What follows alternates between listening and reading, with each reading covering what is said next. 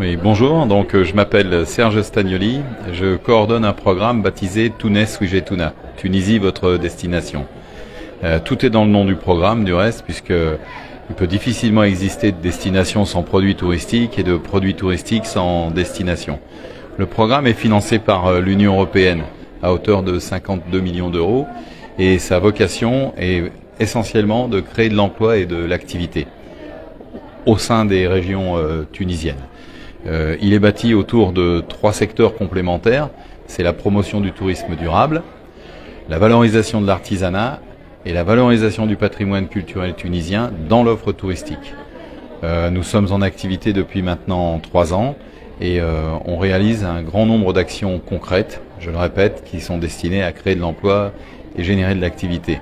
Alors, je ne sais pas si vous pouvez agrandir derrière moi, puisqu'on a ici des exemples parlant des actions qu'on mène, en particulier à travers des routes thématiques.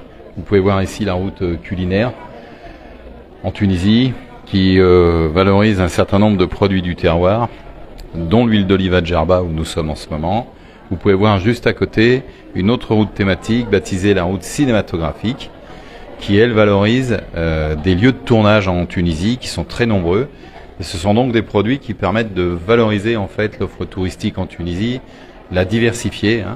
Et encore une fois, même si je me répète, c'est vraiment un programme qui vise la création d'emplois et la création d'activités entrepreneuriales. Ce que je pourrais vous dire ici aussi, c'est que comme nous sommes présents actuellement au sommet de la francophonie à Djerba, je voudrais terminer en vous donnant quelques exemples ou quelques projets très concrets qu'on a initiés ici et qui sont appelés à se développer plus largement. Nous avons développé un projet qui vise à valoriser le patrimoine culinaire djerbien en relation avec la route culinaire du reste, qui s'appelle Djerba l'île aux saveurs et qui a fait participer quelques dizaines de femmes djerbiennes qui ont bien voulu livrer leurs recettes. Ces recettes, on les a capitalisées dans un ouvrage baptisé Djerba l'île aux saveurs et c'est destiné en fait à devenir un produit touristique valorisant le patrimoine culinaire de l'île. Dans le même esprit, nous avons réalisé une action fantastique baptisée Djerba Absolument, qui cherche à valoriser cette fois-ci le patrimoine culturel religieux de l'île de Djerba, qui est quand même un exemple de vivre ensemble, et qui présente les 3 monothéismes, le culte musulman, le culte chrétien, le culte juif, et à travers en fait une route qui se veut maintenant une route culturelle qui cherche à valoriser des sites emblématiques religieux à travers un ouvrage encore une fois baptisé Djerba Absolument. Et enfin, 3e opération dont j'aimerais vous parler parce que elle nous touche tout particulièrement, c'est Djerba Oud, au centre de l'île, à Eriad.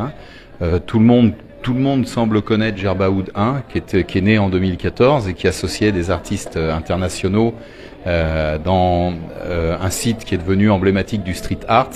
Eh bien, en 2022, et nous l'avons inauguré ces jours-ci, nous avons donc accompagné, financé, porté le projet Djerba Oud 2 qui se veut un musée à ciel ouvert et qui associe cette fois-ci des artistes internationaux et en particulier des artistes tunisiens du street art à des artisans locaux pour créer cette fois-ci un espace muséal à ciel ouvert mais qui se veut permanent puisqu'on a associé des techniques de street art à des supports de type céramique ou autre qui donnent un espace, donc un musée vivant à ciel ouvert.